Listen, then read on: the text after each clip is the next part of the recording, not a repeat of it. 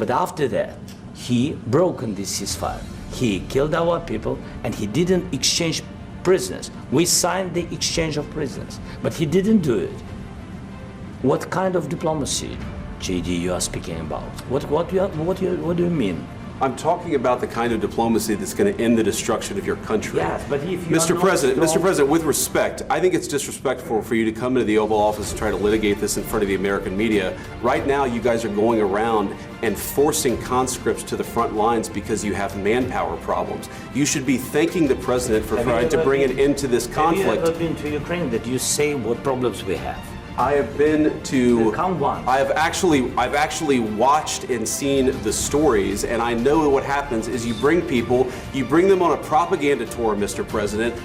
Do you disagree that you've had problems bringing people into your military? And do you think that it's respectful to come to the Oval Office of the United States of America and attack the administration that is trying to prevent the destruction of your country? A lot of questions. Let's start from the beginning. Sure. First of all, during the war, everybody has problems, even you, but you have nice ocean and don't feel now, but you will feel it in the future.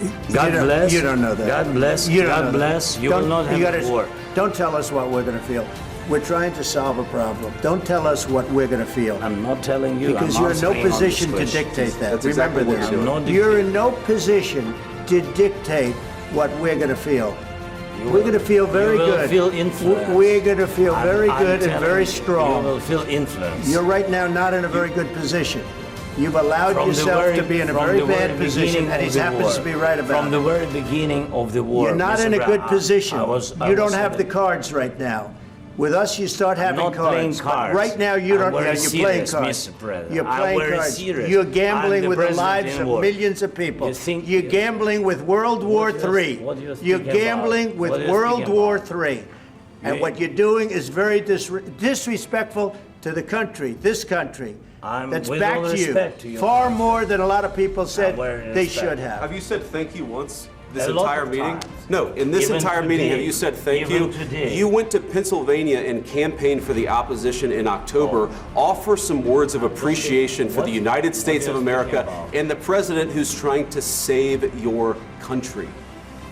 Please, you think that if you will speak very loudly about the war, He's not speaking loudly. He's not speaking loudly. Your country is in big trouble.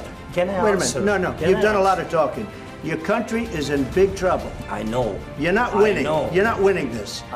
You have a damn good chance of coming out okay because of us. Mr. President, we are staying in our country, staying strong from the very beginning of the war. We've been alone, and we are thankful. I said thanks you haven't in been this alone. cabinet. You haven't been alone. In this cabinet. We gave you, through this stupid president, $350 billion.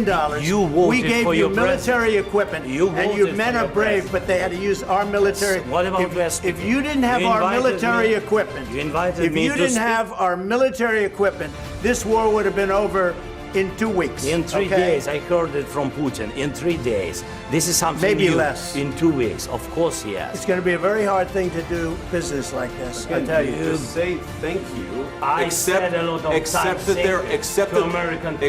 there are disagreements, and let's go litigate those disagreements rather than trying to fight it out in the American media when you're wrong. We know that you're wrong. But you see, I think it's good for the American people to see what's going on. I think it's very important. That's why I kept this going so long. You have to be thankful. You don't have the cards. You're buried there. Your people are dying. You're running low on soldiers. Listen, you're running low on soldiers. It would be a damn good thing. And then you tell us, I don't want a ceasefire. I don't want a ceasefire. I want to go and I want this. Look. If you could get a ceasefire right now, I tell you, you take it so the bullets stop flying and your men stop getting killed. Of course, we want to stop the war. But you're saying you don't want a ceasefire. But I said to you, I want a ceasefire. With guarantees. Because you'll get a ceasefire faster than an agreement. Ask our people about ceasefire, what they think. That wasn't with me. For you what that wasn't with me. That was with a guy named Biden, who was not a smart person. That was with Obama. It was your president. Excuse me. That was with Obama, who gave you sheets, and I gave you javelins. Yes. I gave you the javelins to take out all those tanks. Obama gave you sheets. In fact, the statement is Obama gave sheets and Trump gave javelins. You got to be more thankful, because let me tell you, you don't have the cards. With us, you have the cards. But without us, you don't have any cards.